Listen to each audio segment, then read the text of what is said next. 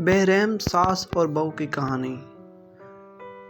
شادی کے 3 سال کے بعد ساس نے بہو سے پوچھا، بہو مجھے ایک بات تو بتاؤ، میں تجھے اتنی خراب اور کھری کھری باتیں سناتی ہوں اور تو پلٹ کر جواب بھی نہیں دیتی اور غصہ بھی نہیں کرتی اور بس ہنستی رہتی ہے۔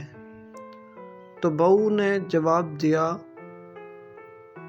تو بہو کو تو جیسے سنانے کی کہانی مل گئی۔ اب اماں جی آپ کو ایک بات سناتی ہوں۔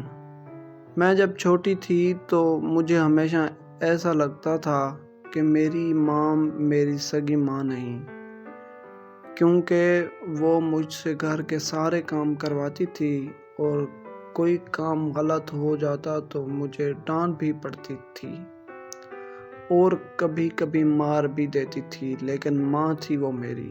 مجھے اس سے ڈر بھی نہیں لگتا تھا اور میں نے اس سے کبھی غصہ نہیں کیا، یہاں تک کہ میں کالج سے تھکی ہوئی واپس آتی تو آتے ہی کچھ دیر آرام کے بعد مجھے کام کرنے ہوتے تھے۔ پھر جب میری بہنیں آئیں تو جیسے میرے کام زیادہ بڑھ گئے۔ تو ہونا تو یہی چاہیے تھا کہ بہو تو سارے ذمہ داریاں اس پہ ڈال دی جاتی ہیں، لیکن میری امی نے پھر بھی مجھ سے سارا کام کرایا اور کبھی بھی بہو کو نہیں ڈانٹا، بلکہ ان کا کام بھی مجھے کہتی تھی کہ کر دو۔ خیر پھر کیا ہوتا، ان کا یہ ایک جملہ ہمیشہ مجھے یاد رہتا۔ وہ کہتی تھی، خیر ہے بیٹی، اگلے گھر جا کر تجھے مشکل نہیں ہوگی، اور میں اس جملے سے چڑ گئی تھی۔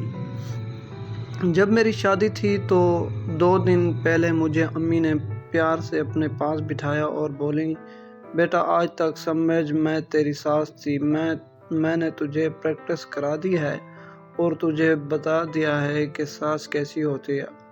اب آج سے میں تیری ماں ہوں، اب تیری شادی ہو رہی ہے، تو بیٹا جب تمہاری ساس تمہیں کچھ کہے تو سمجھنا کہ جیسے میں کہتی تھی ویسے ہی تیری ماں تجھے ڈانٹ رہی ہے۔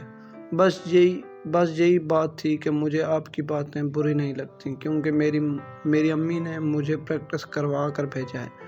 اور اماں جی آپ تو کچھ اتنا ڈانٹتی ہی نہیں جتنا امی ڈانٹتی تھی۔ توبہ توبہ۔ بہو ہنستی ہوئی کچن میں چلی گئی اور ساس سوچتی رہی کہ واقعی بیٹیوں کی تربیت ایسی کرنی چاہیے۔ رب تعالیٰ تمام بہنوں اور بیٹوں کے نصیب اچھے کرے، آمین، جزاک اللہ۔